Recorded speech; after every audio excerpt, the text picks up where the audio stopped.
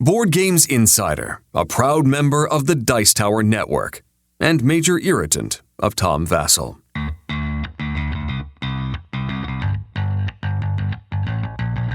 This is Board Games Insider, where publishers Ignacy Cevicek, president of Portal Games, and Stephen Bonacore, president of Stronghold Games, discuss the hobby board game industry from the inside, providing you with news, advice, and a look behind the curtain into both of their companies. Ladies and gentlemen, here are Ignacy and Stephen. Hello, Ignacy Cevicek, Portal Games. And this is Stephen Bonacore of Stronghold Games and Indie Game Studios. Ignacy, this is episode 119. We're recording it on September 25th, 2019. We are a proud member of the Dice Tower Network, even if Tom Vassell is not proud to have us. How you been, buddy? Very well. I'm catching up with you because 2 days ago I had a birthday, so I'm getting older. Oh, that's right. Happy birthday. Thank you. You're only 29 years old, right? Something like that. And I've been on vacation. I spent a few days in Netherlands watching volleyball, and then I spent a few days on my private sort of gathering of friends, meeting with my friends, playing board games, and having basically birthday party, but with friends taking for 3 days.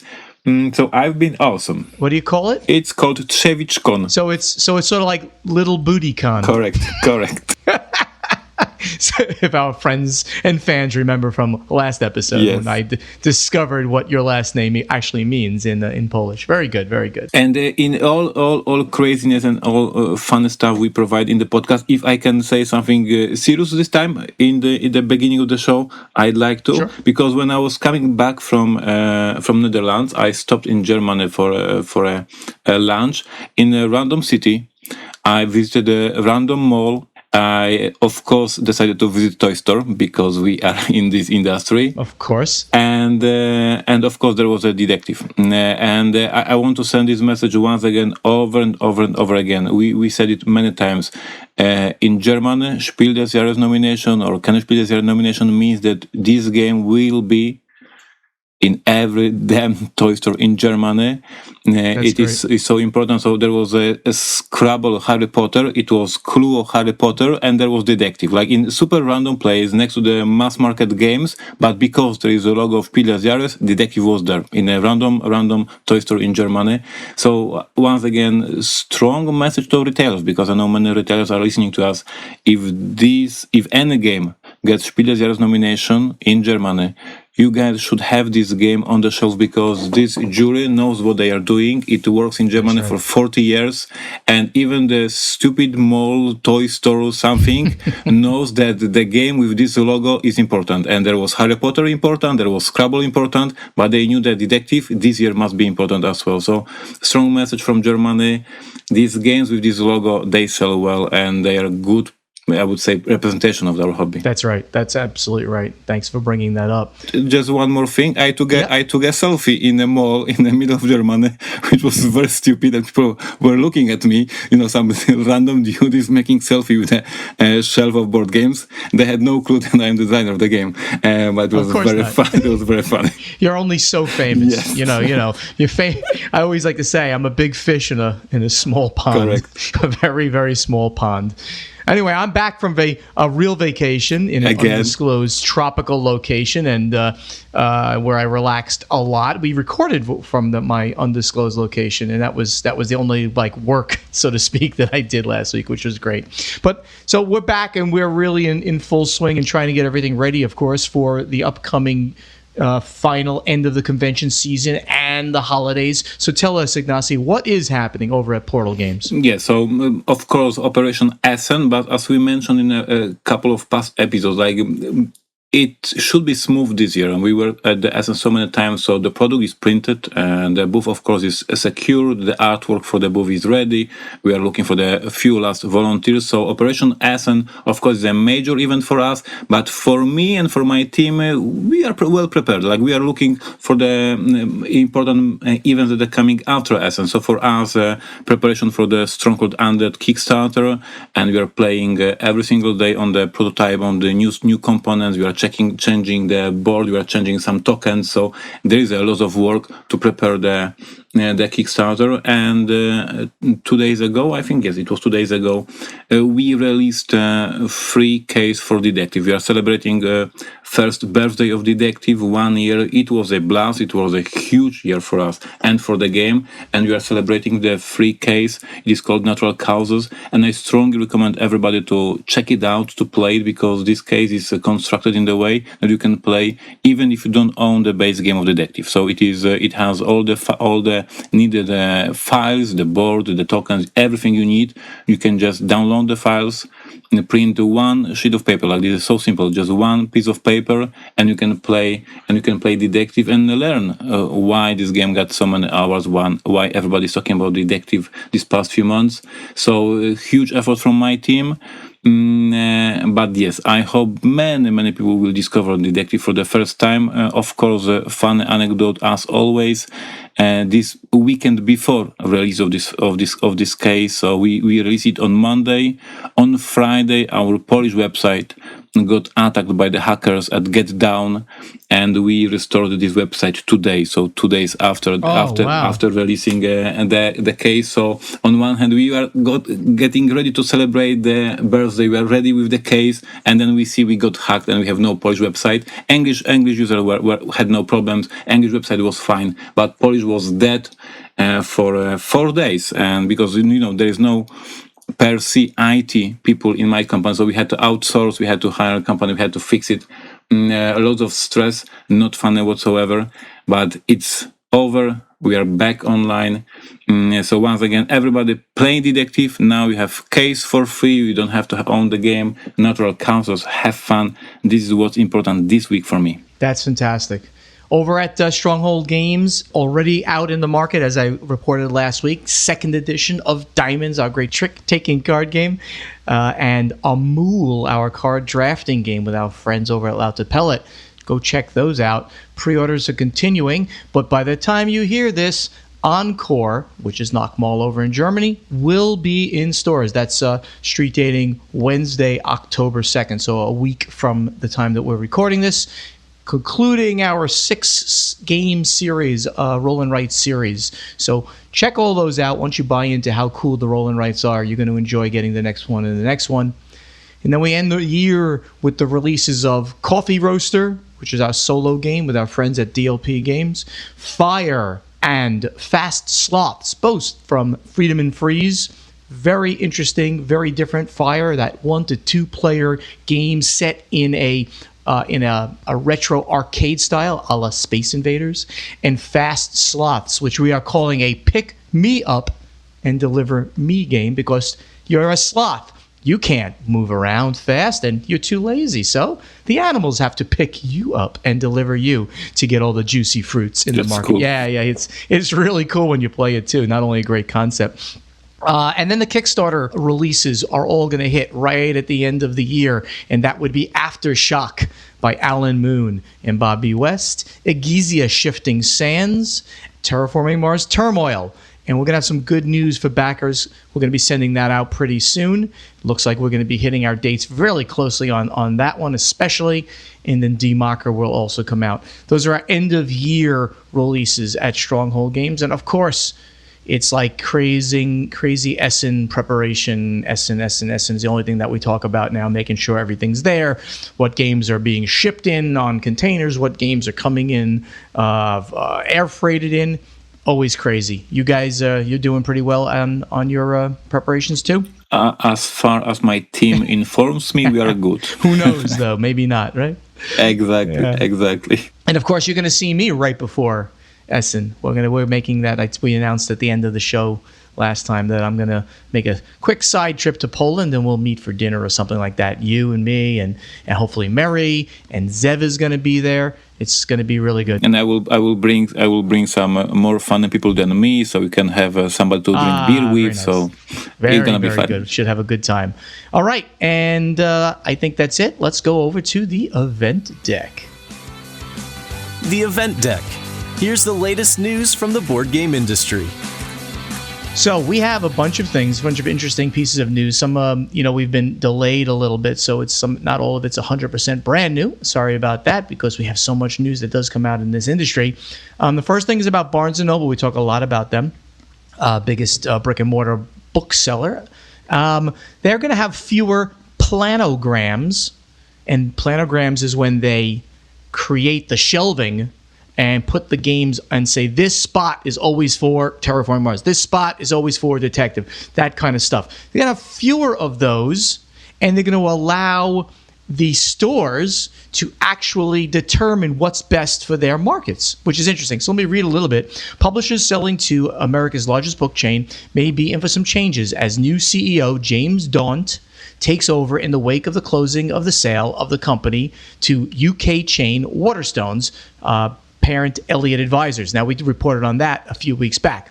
Dawn's management style at Waterstones is very different from Barnes & Noble's management, and although his turnaround of the chain is still incomplete after 9 years at the helm, although the chain returned to profitability in 2015, he seems likely to pursue some of the same strategies. Now he's also running the U.S. chain. Perhaps the most important difference is the abandonment of the uniformity of the chain over all of their locations. He's no fan of the planogram, the diagrams that mandate specific displays at every store, and instead each location is encouraged to tailor its assortment to the local market.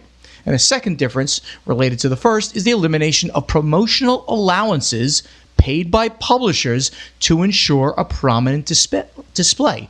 Waterstone's ended the practice and now focuses on its own recommendations and display preferences rather than those paid for by publishers. Oh, we really like that one a lot. So, Ignacy, what do you think about this? So a store is going to have more autonomy to pick the way that they display things, and we're not going to have to pay, and we can therefore compete better with the bigger publishers, for like special placement in stores. It's really interesting. I didn't know before that that's how Waterstones operated. So for me, it's new information. Here in Poland, when we work with Empik or Smeg or different big chains here in Poland, we are used to that. Especially in Q4, you have to invest some money to have your product in a nice displayed way when everybody is buying presents for the Christmas. So for me, it was like obvious that these big chains always demand something like that, and here this strategy looks like more like the indie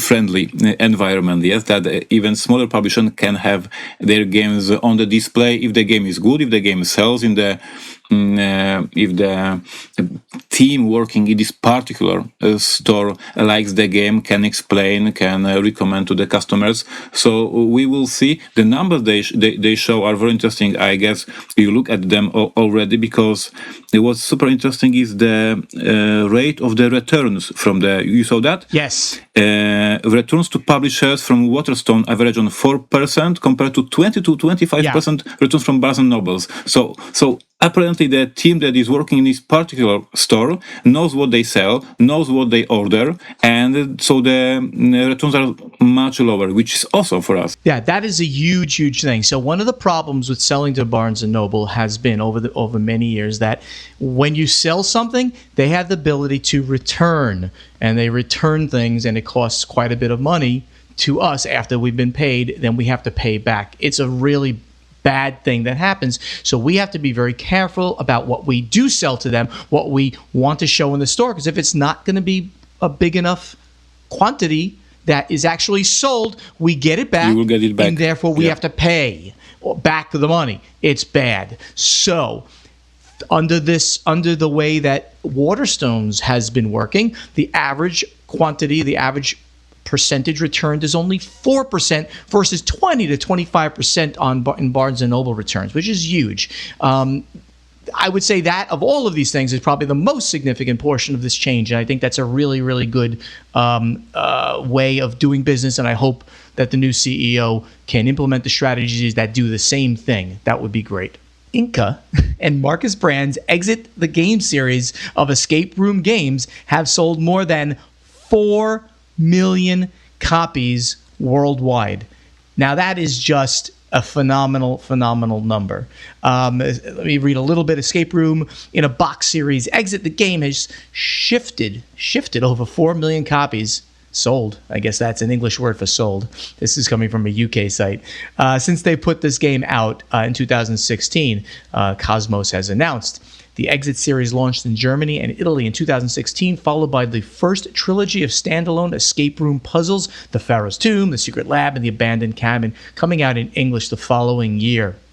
Nominated for Spiel des Jahres, of course, in 2017. So this has been very successful. And, you got to think, Ignacy, that, games like this that end up obviously getting to the mass market are a tremendous thing for the publisher, of course, for the designer, of course, but for our industry, making more and more of these types of games known by more and more people. Yeah, and once again, a story from the last week when I was visiting Germany, when I was in this random toy store in Germany, the exposition, the display of these Exit games, wow, like they were in the front, everybody could find them, everybody could see them, and there was so many of these. I didn't realize that there was so many Exit games already released, because we have a Polish edition of this line, but not all of them were already released in Poland. So when I saw how many of these games are in this line are already released in Germany, it was like a whole huge shelf of these Exit games.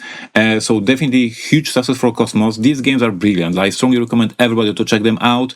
These are my favorite games of this whole escape room-ish games on the market. Unlock, Exit, Deckscape, there's so many of these, but Exit is absolutely brilliant. I have and I played all of them who were published in Polish. I'm waiting for the more to come.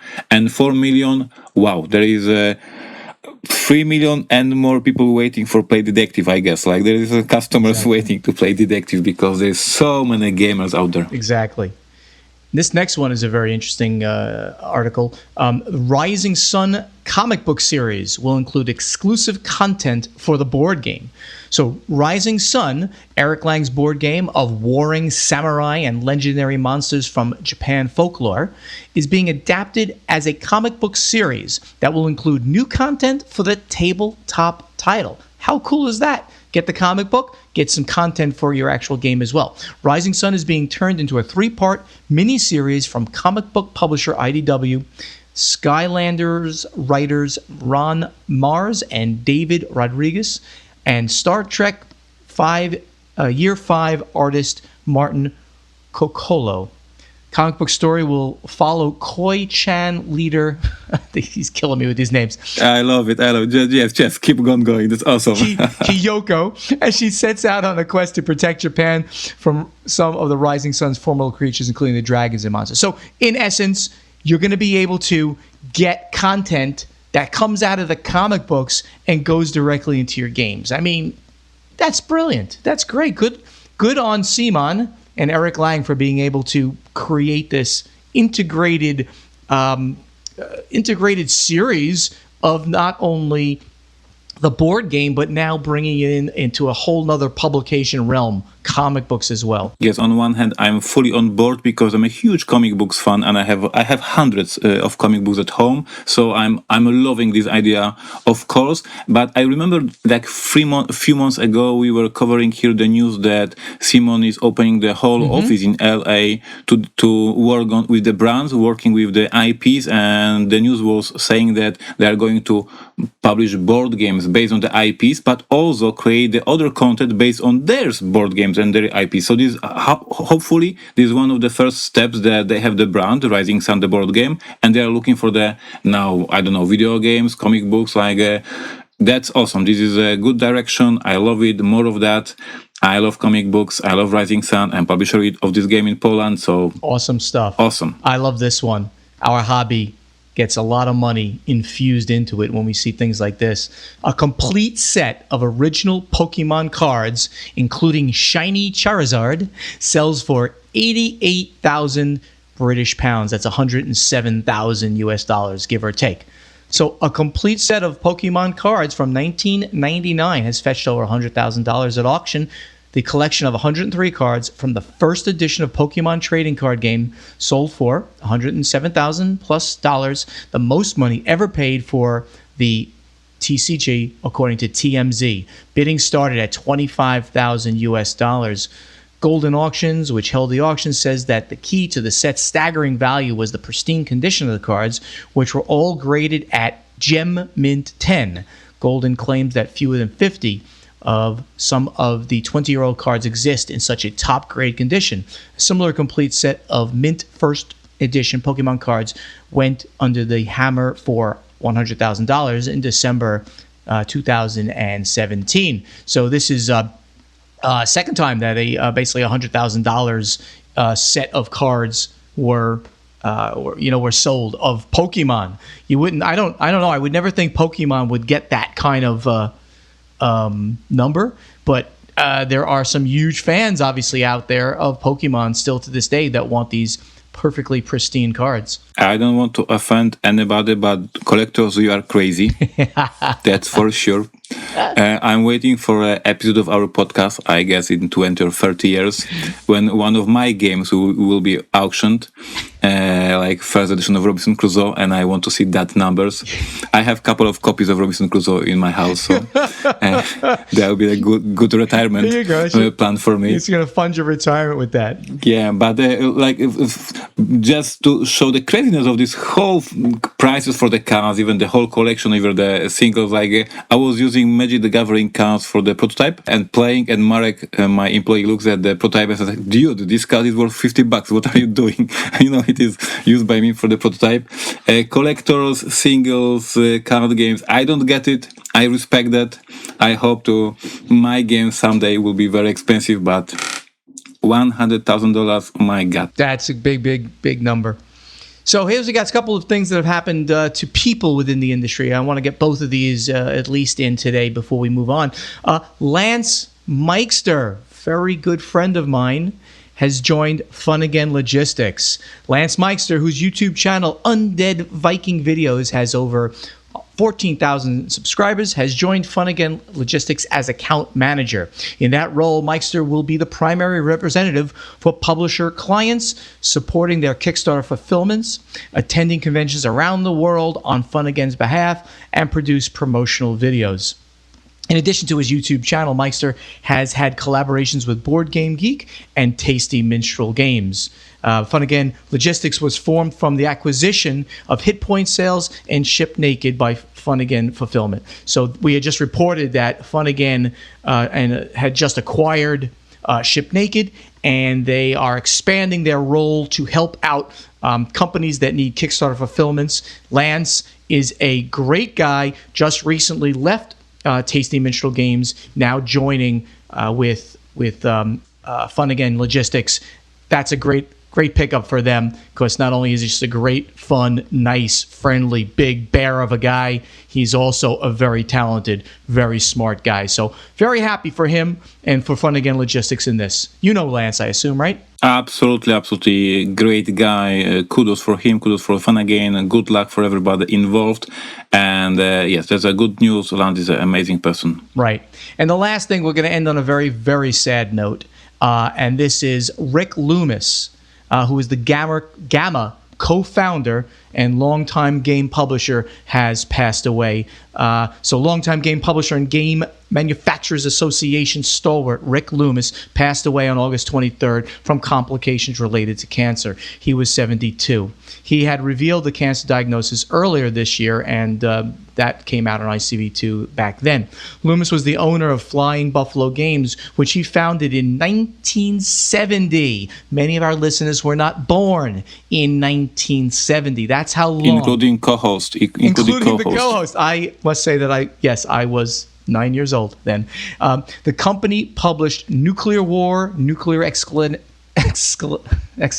I'm sorry guys, it's early, Tunnels and Trolls, and Grimtooth's Traps, among others. Loomis was a co-founder of Gamma, served as its president for multiple terms, and was an emeritus member of its board of directors, until his passing. We always found Rick enthusiastic about gaming, helpful and devoted to making the game business more successful through whatever means he had at hand. He is survived by two sisters. A GoFundMe campaign raised $39,000 to help pay for expenses related to his illness over the past few days. So this is really sad. Rick is a beloved member of the gaming community, even for those who don't know him. His company was literally one of the first companies that were doing these hobby games. That he did more of the ones on the lighter side, of course. I don't know if there's a person, if in my age group at least, who has not played Nuclear War and Nuclear Escalation.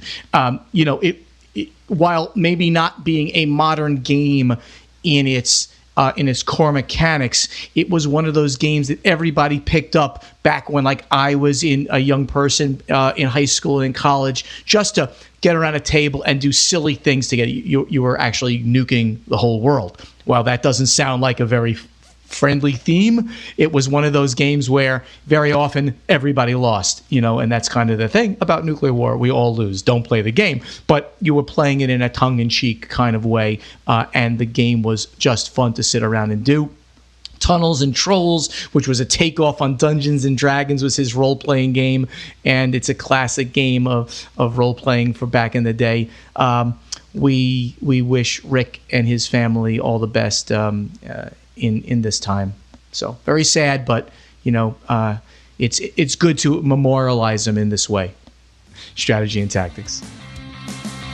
Strategy and tactics. Some advice for you from Board Games Insider.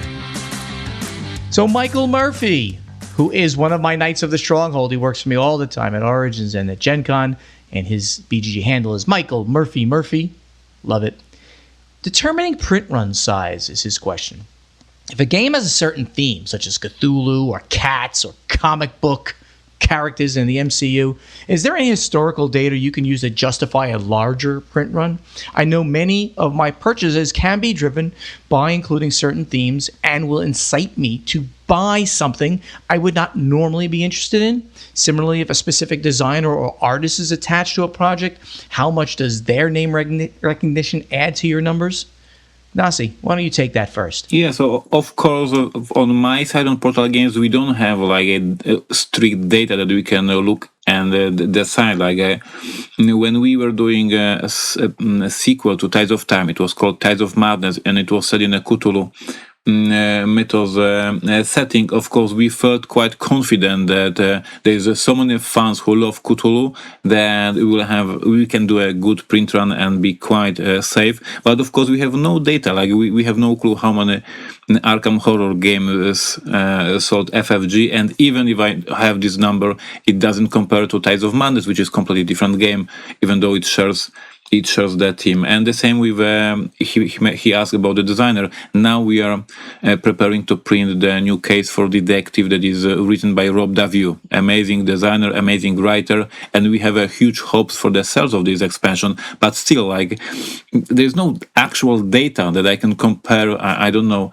if knowing how many games of Risk Legacy or how many games of Pandemic Legacy were sold, it has any correlation with the case for Detective? Not too much. I don't think so. I'm just pretty confident that this expansion will sell well. I know it's amazing, but in terms of the actual data, not so much on Portal Games side. Yeah, there's no data. I mean, that we can have. Obviously, Asmodee with their extensive use of the Cthulhu mythos would have certain amounts of data. But, I think that most of sales of a given game are going to have to do with that game and maybe the legacy, the legacy of that game, meaning that it had a game before it in that theme, in that line. So Asmodee's use of the Mansions of Madness and all of its Cthulhu stuff will sell because of the games that came before it. If you or I put out a Cthulhu game, I think we can't rely on fans of Cthulhu to rush and buy it, because many of them are playing the role-playing game. They're maybe not gamers. They like to read books. I don't think that we have data for this. I think we have to rely on our gut. Do we have the buzz on the game to really make that game work within our lines? So I just moved this question up from below because it has something to do with what we just talked about. And this is by YTR Night, who is YTR Night on BGG, and he works for Indie Game Studios. He's our editor. And he asks, how do you think a large influx of intellectual property being released from copyright this year will impact the game industry. And this actually happened a little while ago. And he points to a link here, and I'll go take a look at that link in a second. Copyright-free IPs like Cthulhu and Sherlock Holmes have been utilized heavily for game themes. Now, IP that has been locked up for these past 20 years on a copyright extension are coming available this year from authors like Edgar Rice Burroughs and Agatha Christie. Let's see. What are the items that he's pointing to here? I can't even find it, unfortunately, in the article that he cites. Maybe it's deeply buried in here. But Ignacy, so yeah. I guess Hercules Poirot, Murder in the Orient Express is the first that comes into my mind, right? Sure. So do you think that like some of these IPs will even find their ways into board games, much less truly make any impact? Because I don't know. I guess I remember that when the Sherlock Holmes finally became available, we saw in the essence like 10 or 20 games that had a title Sherlock Holmes that, Sherlock Holmes that. So for sure there was a lot of that. We saw World of Words, very popular in the past few years when finally the IP was open. Of course, the Cthulhu is just crazy. We have so many Cthulhu these days compared to 20 years ago. So I guess, yes, we will see publishers who love these novels, who love these IPs, and they will say, finally, I can do the thing. Well, like for me, of course, I used Robinson Crusoe as my IP. And I was dreaming about it for my whole life to create a game about that, but it was never close because it is a very old book. But I can imagine so many other designers who were thinking about doing a Hercules Poirot game, and finally they can do it. So I expect in upcoming months a couple of games with this IP. But I may be wrong. I don't know. I think that most of these IPs are not going to have an impact, only because I think that while, I mean, I love Robert Frost's poem, Stopping by the Woods on a Snowy Evening, and The Road Less Traveled. These items are now all entering. I mean, I love these works. I don't know that there's enough mass appeal, gamer appeal, to buy a game based on that. Yeah, no, I'm thinking here about Hercules Poirot, precisely. Like there is so many Sherlock Holmes games, there is so many deduction games. This whole genre is so popular. You are just releasing the game, right? About deduction. I played it, very fun, by the way. So I can see easily now that there will be a Hercules Poirot games all over the place in upcoming months. All right, let's see. Maybe you can put that as your prediction, at the end of the year. Easy peasy. All right.